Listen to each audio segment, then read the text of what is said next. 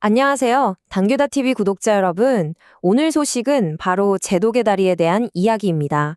진행자님, 16세기 해전 전략이 21세기 최첨단 다리를 설계했다니 이게 대체 무슨 얘기인가요? 네, 정말 믿기 힘든 이야기죠. 오늘 이순신 제독의 정신이 깃든 노량대교에 숨겨진 놀라운 비밀을 함께 파헤쳐 보겠습니다. 자, 여기 보세요. 400년 전 치열했던 노량해전과 현대의 거대한 현수교. 언뜻 보면 정말 아무 상관 없어 보이죠? 네, 전혀요. 하나는 전쟁이고 하나는 건축물인데 이게 어떻게 연결된다는 거죠? 바로 그 지점입니다. 이 둘은 같은 장소, 그리고 그 험난한 환경을 극복해야 했다는 공통점이 있어요. 단순히 극복한 게 아니라 그 지형을 각각 무기와 동맹으로 만들었다는 점에서 아주 깊이 연결되어 있죠. 네, 그래서 오늘 우리가 풀어야 할 핵심 질문이 바로 이겁니다. 도대체 1598년의 전투 계획이 어떻게 세계 최첨단 다리의 청사진, 그니까 설계도가 될 수 있었을까? 자, 지금부터 그 비밀을 하나씩 풀어가 보겠습니다. 첫 번째 열쇠는 바로 전략의 평행 이론입니다. 역사의 오래된 문제가 오늘날의 기발한 해답이 되는 순간이죠. 이게 무슨 말이냐면요. 전쟁이든 공학이든 주어진 환경의 제약을 오히려 내 편으로 만들어서 이기는 기술을 말하는 겁니다. 1598년 이순신 제독은 노량 해협의 거센 물살을 이용해서 적을 함정에 빠뜨렸잖아요. 그런데 2018년 엔지니어들은 바로 그 똑같은 자연의 힘을 이용해서 다리를 세워야 하는 과제를 받은 거죠. 아하, 그러니까 똑같은 제약을 두고 한쪽은 전쟁에서, 다른 한쪽은 건설에서 해결책을 찾았다는 거군요. 맞습니다. 그럼 그 첫 번째 난관부터 한번 볼까요? 바로 팔도의 유인책입니다. 중력이라는 거대한 힘을 적이 아닌 아군으로 끌어들인 정말 기막힌 방법이었죠. 자, 문제가 뭐였냐면요. 환경보호 규정 때문에 다리의 중심 기둥인 주탑을 최적의 위치에 세울 수가 없었어요. 그러다 보니 케이블 장력에 심각한 불균형이 생긴 겁니다. 진행자님, 그게 왜 그렇게 위험한 건가요? 그냥 세우면 안 되는 거였어요? 그렇게 되면 다리가 한쪽으로 쏠려서 무너질 수도 있는 아주 위험한 상황이었죠. 평범한 방식으로는 아예 다리를 지을 수 없는 막다른 길에 부딪힌 겁니다. 그래서 엔지니어들이 해답을 찾기 위해 과거를 돌아보기 시작한 거죠. 그리고 그들이 찾아낸 영감이 바로 이순신 제독의 유인 전술이었습니다. 일부러 후퇴하는 척해서 적을 내가 원하는 곳으로 끌어들여 섬멸하는 바로 그 유명한 전략 말입니다. 아니, 근데 그 전투 전략을 다리 건설을 어떻게 쓴다는 거죠? 상상이 안 되는데요. 바로 이 숫자, 8도에 그 해답이 숨어 있습니다. 엔지니어들이 뭘 했냐면 주탑을 일부러 뒤쪽으로 8도만큼 기울여 버렸어요. 이렇게 주탑을 기울이니까 어떤 일이 벌어졌냐면요. 케이블이 옆으로 당기는 힘을 중력이 위에서 수직으로 꽉 눌러주면서 완벽하게 힘의 균형이 맞춰진 겁니다. 정말 기가 막히죠? 중력이라는 거대한 적과 싸우는 대신 오히려 그 힘을 우리 편으로 유인해서 안정성을 확보한 거예요. 마치 이순신 제독이 적을 유인했던 것처럼요. 자, 중력 문제는 이렇게 해결했는데 끝이 아니었습니다. 더 무서운 적이 남아있었죠. 바로 보이지 않는 하객진으로 풀어낸 바람 문제였습니다. 노량 해협이 또 바람이 엄청나게로 악령이 높거든요.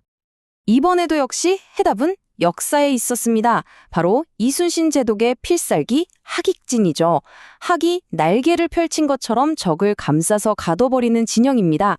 네, 당연히 알죠. 그런데 바람을 어떻게 하객진으로 잡는다는 건가요? 이것도 정말 신기하네요. 자, 엔지니어들이 세계 최초로 개발한 3차원 케이블 시스템에 그 비밀이 있습니다. 근데 이게 재밌는 게 그냥 다리를 옆에서 쓱 보면 다른 현수교랑 똑같아 보여요. 아무도 그 비밀을 모르죠. 하지만 이렇게 위에서 내려다보면 완전히 다릅니다. 케이블이 마치 항아리처럼 혹은 U자 모양으로 쫙 펼쳐져 있죠. 이게 바로 현대판 하객진입니다. 이 구조가 왜 대단하냐면요. 강한 바람이 다리를 막 흔들려고 밀면 이 U자형 케이블이 자동으로 다리를 다시 중심으로 싹 끌어당겨요. 바람의 힘을 꼼짝 못하게 가둬서 무력화시키는 거죠. 마치 하객진에 갇힌 적함대처럼 말해요. 와, 정말 소름 돋네요. 선조들의 지혜가 이렇게 현대 기술로 재탄생하다니. 네, 정말 그렇죠. 그런데 중력, 바람 같은 자연과의 싸움보다 더 중요한 게 있었습니다. 바로 사람을 지키는 일이었죠. 안전의 유산입니다. 이 숫자 0.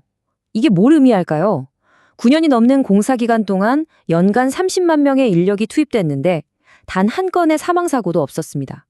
정말요? 그렇게 위험한 공사에서요? 거의 기적 같은데요. 기적처럼 보이지만 이건 운이 아니었습니다. 바로 이순신 제독의 지휘 철학, 가장 중요한 원칙은 준비와 안전이다. 이 정신이 그대로 이어졌기 때문입니다. 자신의 병사 한 명 한 명을 소중히 여겼던 그 마음이 수백 년 후 건설 현장까지 이어진 거죠. 정말 감동적이지 않나요? 그 대표적인 예가 바로 스윙 공법이라는 건데요. 현장 바다가 너무 얕아서 배를 띄우고 공사하기가 어려웠어요. 그래서 어떻게 했냐면 다리 상판을 육지에서 다 만든 다음에 이걸 통째로 들어 올려서 공중에서 회전시켜 딱 맞추는 방식을 쓴 겁니다. 위험한 해상 작업을 최소화하기 위해서 아예 공법 자체를 새로 발명한 거죠. 이게 바로 400년 전의 원칙이 현대 기술로 부활한 모습입니다. 자, 이제 이 모든 조각들을 한번 낮춰볼까요? 노량대교는 강철로 벼려낸 역사라고 할 수 있습니다. 단순한 다리가 아니라 기술이 어떻게 한 국가의 기억이 되는지를 보여주는 거죠. 이 다리는 단순히 쇠와 시멘트로 만든 구조물이 아닙니다. 우리 선조들의 독창성이 미래 기술의 청사진이 될 수 있다는 것을 보여주는 살아있는 증거이자 위대한 영웅의 전략적 사고방식을 그대로 물려받은 자랑스러운 후손인 셈이죠. 그래서 이 노량대교는 여러 의미가 합쳐진 곳입니다. 역사적인 승리의 현장이자 현대공학의 경이로운 결과물이고요. 또 시대를 초월하는 전략 철학의 증거이기도 합니다. 그런데 진행자님, 저기 일본 기술로는 복제할 수 없다는 건 무슨 얘긴가요? 네, 아주 중요한 포인트인데요. 이 다리에 적용된 기술들은 세계 최초이면서도 너무나 독창적이어서 당시 일본의 기술력으로는 따라할 수 없는 수준이었다고 합니다. 역사적으로 일본에게 패배를 안겨준 바로 그 장소에 그들의 기술력을 뛰어넘는 기념물을 세웠다는 것, 정말 통쾌하지 않습니까? 바로 그겁니다. 그래서 우리는 이런 결론에 다다를 수 있죠. 전략가는 사라져도 전략은 남는다. 이순신 제독이라는 위인은 역사 속으로 사라졌지만 그의 위대한 생각과 전략은 수백 년의 시간을 뛰어넘어 이렇게 달이라는 모습으로 다시 태어난 겁니다.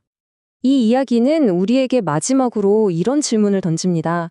16세기 전투 계획이 다리 속에 숨겨져 있었다면 과연 우리 주변의 또 다른 세상에는 우리가 미처 발견하지 못한 어떤 위대한 역사의 정신이 숨쉬고 있을까요? 한 번쯤 생각해 볼 문제인 것 같습니다. 네, 오늘 준비한 이야기는 여기까지입니다.